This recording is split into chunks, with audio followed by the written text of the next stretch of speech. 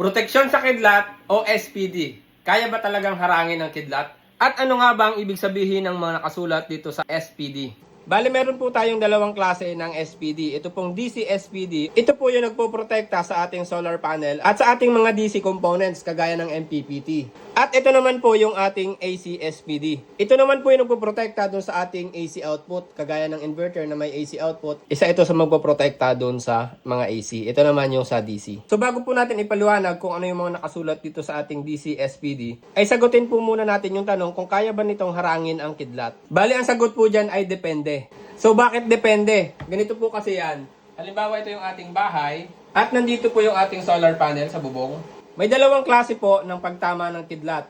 So meron pong tinatawag na direct hit at meron pong tinatawag na indirect hit. So unahin po natin itong direct hit. From the word direct, ay direkta po yung tumatama yung kidlat dun sa ating solar panel. So ang tanong dyan, kaya ba ng SPD na pigilan yung kidlat na yon, yung direct hit? Ang sagot po ay hindi. Dahil wala pong magagawa itong ating SPD sa direct hit ng kidlat. So yun po ay million volts at talagang sunog ang tatamaan nun. So maaari ding madamage yung ating buong system kapag direct hit yung kidlat na tumama doon sa ating solar panel. So ano naman yung indirect hit? Yung indirect hit po kasi yung kidlat, halimbawa po ito ay may tinamang puno at malapit po sa inyong bahay. Once na tumama po yan dito sa puno, ay meron po mag-i-spread na maliliit na voltahe ng mga kidlat na malapit dyan sa puno na yan na tinamaan ng kidlat. So dyan po nang gagaling yung mga indirect hit na galing dun sa kidlat. Yan yung mga pwedeng tumama sa bahay mo or dito sa bubong mo or sa panel mo. So ang sagot po talaga kapag direct hit ay walang magagawa itong CSPD. At dahil po dito sa direct hit ng kidlat, kaya po yung iba ay nag-i-install ng lightning arrestor. So yung lightning arrestor po at saka itong SPD ay magkaiba. Yung lightning arrestor po ay magkakaiba yung itsura. Meron pong cone, nakaganon. Meron din naman yung may mga tusok-tusok. Yan po yung sumasalo dun sa direct hit. So ito pong lightning arrestor, ito po inilalagay na mas mataas dun sa ating solar panel. So yan po ay nakadirect din sa lupa. Nakatusok din po yan sa lupa. So ang purpose po nitong lightning arrestor, ito po yung sasalo dun sa direct hit. Dahil sa yung unang tatamaan dahil mas mataas siya dun sa solar panel. So ang mangyayari dyan, yung mga indirect hit na manggagaling dito pag tinamaan to ng kidlat, yun yung pupunta naman sa ating solar panel. So ang purpose talaga nitong lightning arrestor ay siya yung sasalo ng direct hit na kidlat. So bago pa tumama dun sa ating solar panel ay dito muna dadaan sa lightning arrestor. Sa totoo lang ay wala pa rin akong kilala na merong lightning arrestor. Kung sino man po ang meron dyan, patingin naman po kami, pakilagay sa comment section kung pwede. Para makakita kami ng solar setup na merong lightning arrestor na inilagay. Balik na tayo dito sa SPD. So pag tinama po ng kidlat at wala kayong lightning arrestor at direct hit yung tumama dito sa ating SPD, ay maaaring masira pa rin yung ating solar setup dahil nga yan ay million volts. So, ang kailangan nyo po kapag meron kayong SPD na ganito, kailangan nyo ng grounding rod. Ito.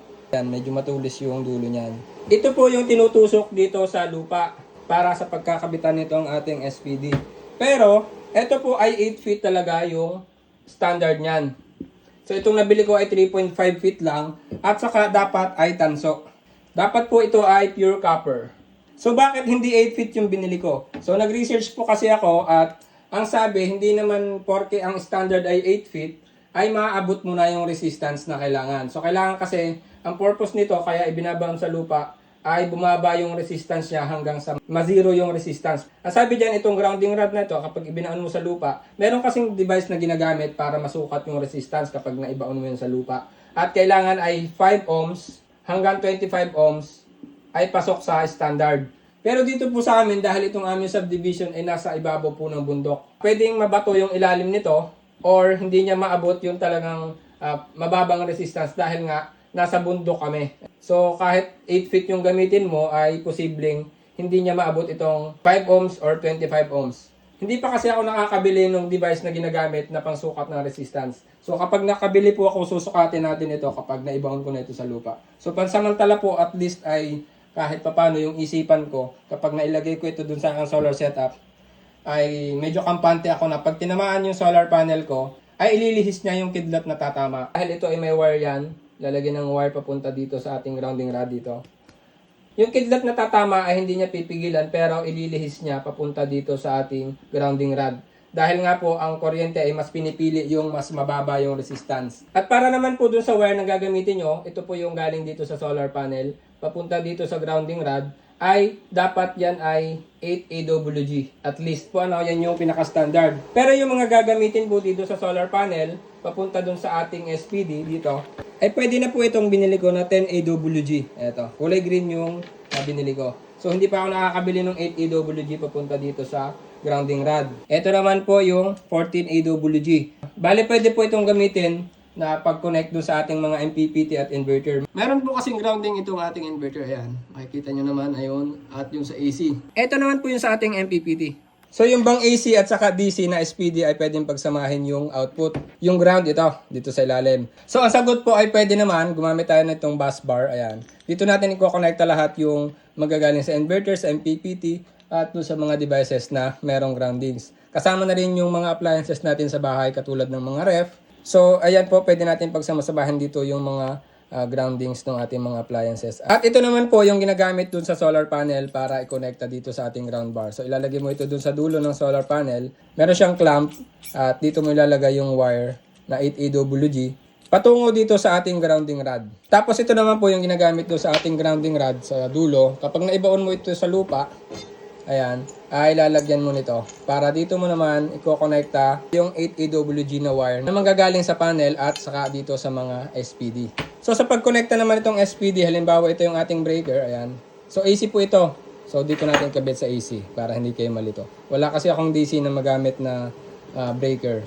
So ganito po yan. Ipapag-series nyo lang yan. Ipagpaparallel po ninyo, hindi pala series. Ayan. Nakaparallel sila para konektado siya dun sa manggagaling na linya. Tapos ito yung i-connect mo dito sa ating bus bar. So bali ganito po yung mangyayari dyan. Isipin nyo na lang ito yung nakakonekta dito. Tapos ito nakakonekta sa lupa dun sa ating grounding rod. So sa DC SPD ay ganun din naman po. Halimbawa na lang ito ay DC. Ayan. Ipapag-parallel nyo lang din yan. Positive, negative lang din naman po yan. So mas maganda po na itong ating SPD ay dito nakakonekta sa ating taas ng breaker. Kasi kapag inilagay mo yun dito sa baba, pag nag-trip to or pag nakababa ito, yung kidlat ay hindi maiililihis nito ang ating SPD dahil nga dito siya nakakonekta, nakababa ito halimbawa.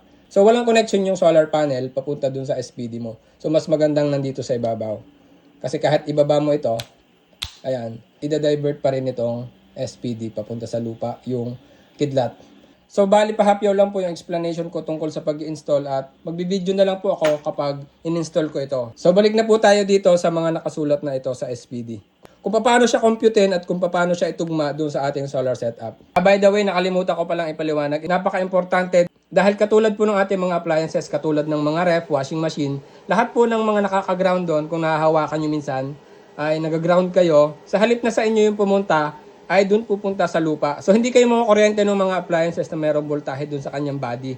Yun yung mga nakaka-ground. So yun po yung importansya ng grounding sa bahay. So balik po tayo dito sa ating DC SPD. So paano nga ba pumili kung anong specs yung bibilhin mo na SPD? So by the way, meron nga po palang tatlong klase nito. Yung Class 1, Class 2, at Class 3. So ang pinakamalimit pong ginagamit sa bahay ay itong Class 1 and 2. So isulat muna natin itong UC, IMAX, IN, at UP. So unahin po natin itong UC. Ayan, nakalagay naman po ay 1,000 VDC. So, paano nga ba piliin kung alin yung bibilhin mo? Dahil meron pong 500 VDC, may 600, merong ganito na 1,000, merong 1,500 at meron pang iba. So, ang binili ko po ay itong 1,000 VDC. Ang ibig sabihin po nitong UC ay Maximum Operating Continuous Voltage.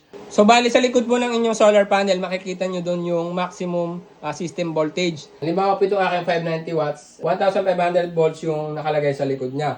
Ngayon, ito pong UC, kaya 1,000 volts lang yung binili ko, ay dapat mas mababa itong UC dito sa ating solar panel. So, 1,500 volts po yung maximum voltage ng aking solar panel na 590 watts. Kaya, ang binili ko ay 1,000 volts. Para lahat ng mga tatamang kidlat dito sa aking solar panel, ay kapag lumagpas siya ng 1,000 volts, ay dadirect nitong aking SPD sa lupa. So, pagdating naman po dito sa pagsisiris ng ating solar panel, ito pong aking solar panel ay dalawang 590 watts. Yan po ay naka-series. So, ang BOC po ng isang 590 watts ay nasa 53 volts. 53 volts. So, naka-series po yung dalawa, magpa-plus yung aking BOC. Ang mangyayari po ay 106 volts yung aking BOC. At ang sabi po, ang UC nitong SPD ay dapat mas mataas kaysa sa BOC nito. ng iyong panel na pinag-series. Halimbawa, yung pinag-series mo ay sabihin na nating 8 590 watts. So 53 volts times 8. Calculate natin, 53 times 8 is 424. Kung sa 8 panels po, ayan, ay 424 volts yung BOC niya, ay pasok pa rin itong 1000 volts dahil mas mahigit siya dito sa BOC mo. Pwede rin gamitin dyan sa dalawang yan, maalin dito sa 106 at dito sa 424 yung SPD na merong UC na 500 volts. Ngunit may isa po akong problema. Pagdating po dito sa aking MPPT, ay hindi po siya protektado nitong aking SPD na 1000 volts yung UC.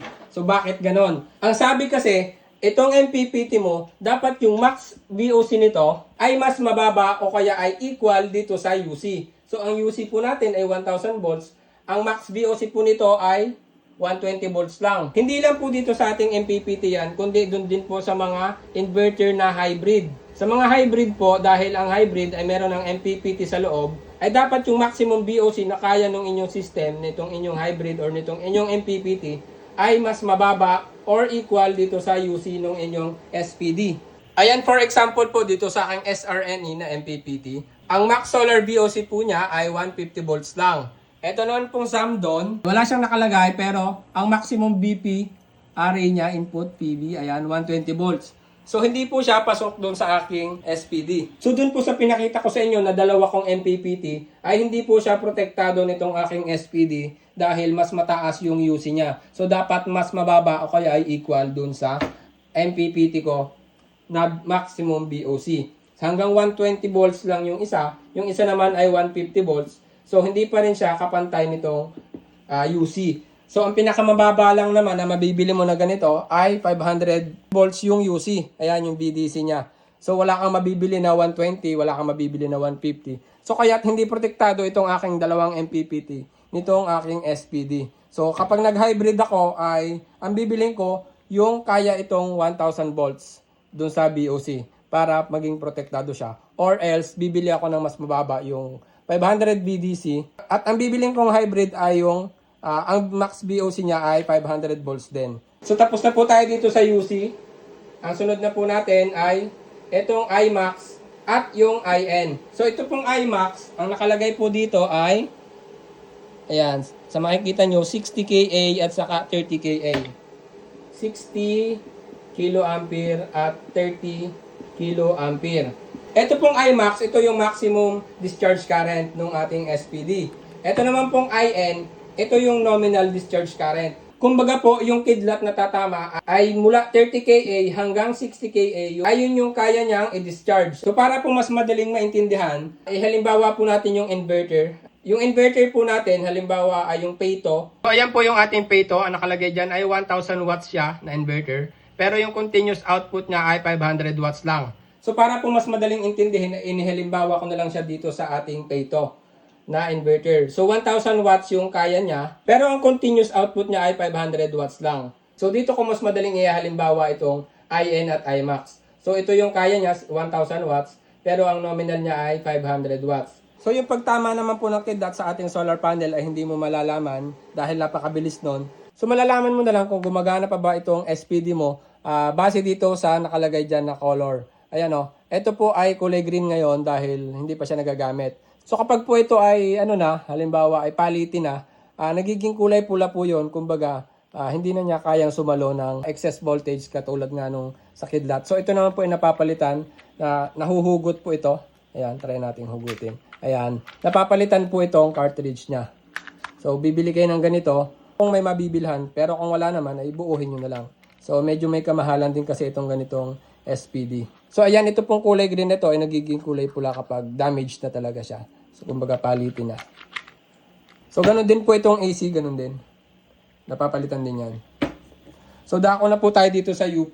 Ito pong UP, ito naman yung voltage protection level niya. At ang nakalagay po dyan ay 3.2 kilovolts. 3.2 kilovolts. So sa madaling salita, yan po yung hangganan nitong ating SPD. Yan lang yung kaya niya saluhin na voltahe. 3,200 volts or 3.2 kilovolts. So ayun po, tapos na tayo dito sa ating DC SPD. So dito naman po sa AC SPD, wala naman siya halos pinagkaiba, kundi pang AC lang siya. So hindi nga po pala pwedeng magkabaligtad So hindi nyo po pwede itong gamitin sa AC, itong DC SPD. Ito namang AC SPD ay hindi mo rin pwedeng gamitin sa DC SPD. So nakalagay po dito ay 275 volts na AC. Sa UP, IMAX, INI, eto, yan. So yan naman ay alam nyo na kung ano yan. So sa UC naman natin na 275 volts, yan lang yung pinakamababa na makikita ninyo. Ewan ko lang kung meron kayong makukuha na sa 260 volts. So lahat po ng e-excess dito sa 275 volts ay ididirekta nitong SPD dun sa lupa. So ito po yung pinaka-protection natin dun sa ating AC at kasama na rin yung mga appliances natin na may mga grounds. So ayan po, hanggang dito na lamang itong video ko at kapag in-install ko ito ay ipapakita ko na lang din, bibidyohan ko para may mapapanood po kayo. At sana po ay may natutunan kayo kahit papaano dito sa video ko na ito at kung meron man po, pwede po bang pakishare para malaman din po ng iba. Maraming salamat po.